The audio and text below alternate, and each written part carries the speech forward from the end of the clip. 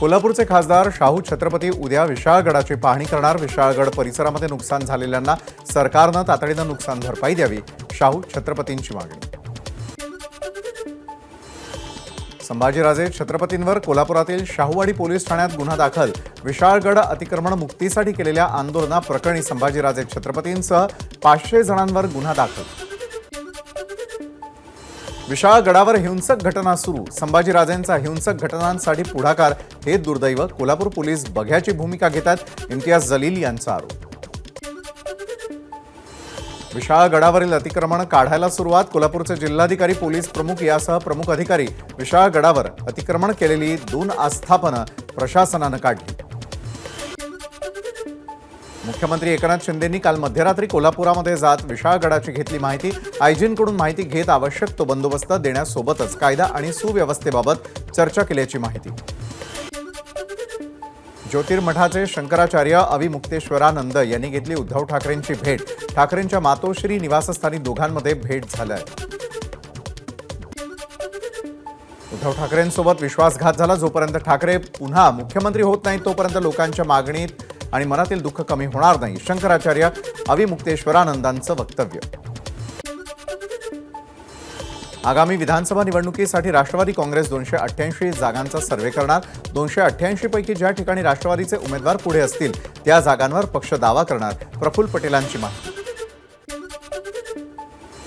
मराठा आणि ओबीसी आरक्षणाबाबत शरद पवारांची भेट घेतली। शरद पवारांच्या भेटीनंतर भुजबळांची प्रतिक्रिया। पवारांसोबत आरक्षणावरती 1 ते 1.5 तास चर्चा केल्याचीही भुजबळांची माहिती। माझ्या आणि पवारांच्या भेटीला राजकीय रंग देऊ नका, भुजबळांचं आवाहन। तर आरक्षणाच्या प्रश्नावरती कुणाची भेट घ्यायला तयार, त्यात मला कोणताही कमीपणा वाटत नसल्याची भुजबळांची स्पष्टोक्ती। दरम्यान शरद पवारांच्या सांगण्यावरून विरोधकांनी ओबीसींच्या बैठकीवरती बहिष्कार घातल्याची काल भुजबळांकडून टीका आणि आज याच पार्श्वभूमीवर भुजबळ अचानक पवारांच्या भेटीला। सरकारने आरक्षणाबाबत कुणाकुणाला काय आश्वासनं दिली हे आधी स्पष्ट करावं। प्रकृती ठीक झाल्यानंतर शरद पवार उत्तर देतील, मात्र बाहेर गेलेल्यांसाठी पक्षाची दारं बंदच आहेत, अनिल देशमुखांचं वक्तव्य। काँग्रेसमधील अंतर्गत वादाचा विधान परिषदेमध्ये महाविकास आघाडीला फटका बसल्याची माहिती। शेकापचे जयंत पाटील आणि मिलिंद नार्वेकरांना पहिल्या पसंतीची मतं देण्यावरून काँग्रेसमध्ये 2 गट पडल्याची माहिती। विधान परिषदेमधील विजयानंतर प्रज्ञा सातव नांदेडमध्ये दाखल। नांदेड विमानतळावरती पदाधिकारी आणि कार्यकर्त्यांकडून सातव यांचं जल्लोषात स्वागत। लोकसभेनंतर ठाकरे गटाचं मिशन विधानसभा। आदित्य ठाकरे उद्यापासून विधानसभा निहाय दौरे सुरू करणार। उद्या कर्जत आणि उरण विधानसभा दौरा। कृषी मंत्री धनंजय मुंडेंनी वाढदिवसानिमित्तानं सहकुटुंब घेतलं परळी वैजनाथाचं दर्शन। मुंडे यांच्या वाढदिवसानिमित्तानं परळीसह बीड जिल्ह्यामध्ये अनेक ठिकाणी सामाजिक उपक्रमांचं आयोजन। अमरावतीमध्ये 200 मुस्लिमांचा शिवसेना ठाकरे गटात प्रवेश। शिवसेनेचे नेते अभिजित ढेपे आणि प्रकाश मारोटकर यांच्या नेतृत्वात शेकडो मुस्लिम युवकांचा पक्ष प्रवेश संपन्न। पुण्यामध्ये पोलीस आयुक्त अमितेश कुमार यांचा फोटो आणि नावाचा गैरवापर करत पैशांची मागणी। या प्रकरणी स्टेटस ठेवून नागरिकांना सावध राहण्याचं अमितेश कुमारांचं आवाहन। पूजा खेडकर यांच्या दिव्यांग प्रमाणपत्राबाबतची कागदपत्र सापडली। अहमदनगरच्या जिल्हा शासकीय रुग्णालयामधून खेडकर यांना दिव्यांग प्रमाणपत्र देण्यात आल्याची माहिती। पूजा खेडकर यांना बडतर्फ करण्याच्या संभाजी ब्रिगेडची वाशिमच्या जिल्हाधिकाऱ्यांना पत्राद्वारे मागणी। मागण्या मान्य झाल्या नाही तर आंदोलन करणार, संभाजी ब्रिगेडचा इशारा। राष्ट्रीय दृष्टीहीन संघाची पूजा खेडकर यांच्यावर कारवाईची मागणी। खेडकर यांनी खोटं प्रमाणपत्र सादर केलं असेल तर हा खरोखरच अंध असलेल्या व्यक्तीवरती अन्याय।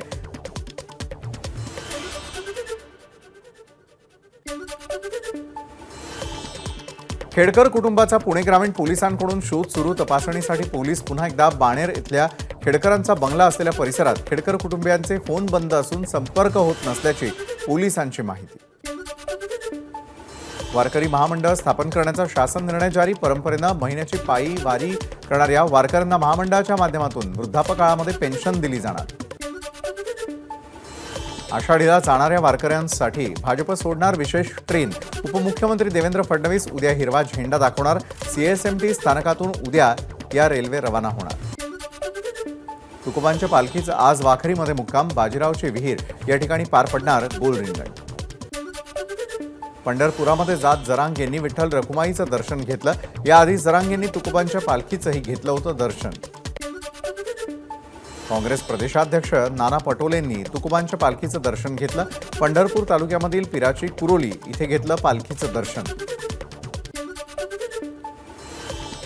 निश्चित केलेल्या मुदतीपूर्वी प्रवेश रद्द करणाऱ्या विद्यार्थ्यांना शुल्क परतावा द्या, अन्यथा कठोर कारवाईला सामोरे जा, यूजीसीचे सचिव प्राध्यापक मनीष जोशी यांनी परिपत्रक प्रसिद्ध करत उच्च शिक्षण संस्थांना दिला इशारा। कोस्टल रोडवरील वेगाला लगाम, सुरक्षेच्या कारणास्तव सरळ रस्त्यावरती प्रति तास 80 किलोमीटर वेगमर्यादा निश्चित। सोमवार ते शुक्रवारपर्यंत सकाळी 7 ते रात्री 11 वाजेपर्यंत चारचाकी वाहनं आणि प्रवासी बस यांना प्रवेश। शनिवार आणि रविवारी हा मार्ग बंद राहणार। मोनो रेलमध्ये लवकरच स्मार्ट कार्ड सुविधा। चेंबूर ते संत गाडगे महाराज चौक दरम्यान मोनो रेलच्या प्रवाशांना स्मार्ट कार्डनं तिकीट काढता येणार। पहिल्या टप्प्यामध्ये 5,500 कार्ड उपलब्ध केली जाणार। कैद्यांवरती नजर ठेवण्यासाठी आणि त्यांच्या सुरक्षेसाठी तळोजा कारागृहामध्ये बसवले 331 सीसीटीव्ही कॅमेरे। कैद्यांना त्यांच्या नातेवाईकांशी संपर्क साधण्यासाठी 15 व्हिडिओ कॉन्फरन्सिंग सेटही बसवले जाणार।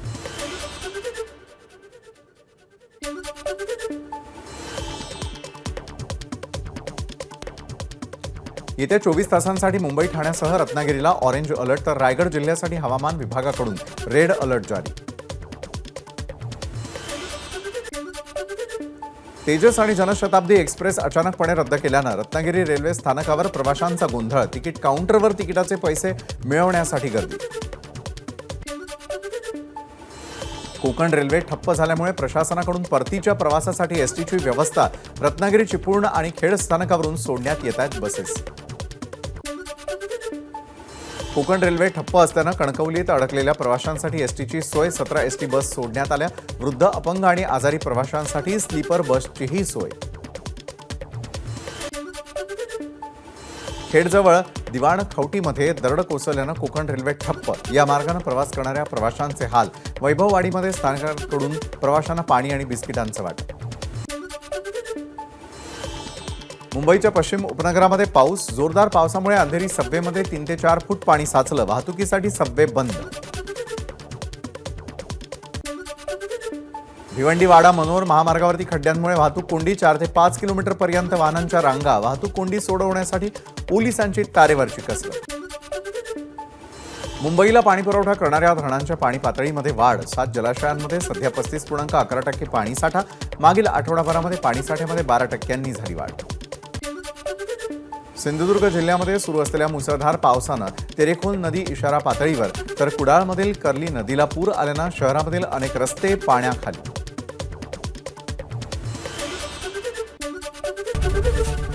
एबीपी माझा, उघडा डोळे बघा नीट।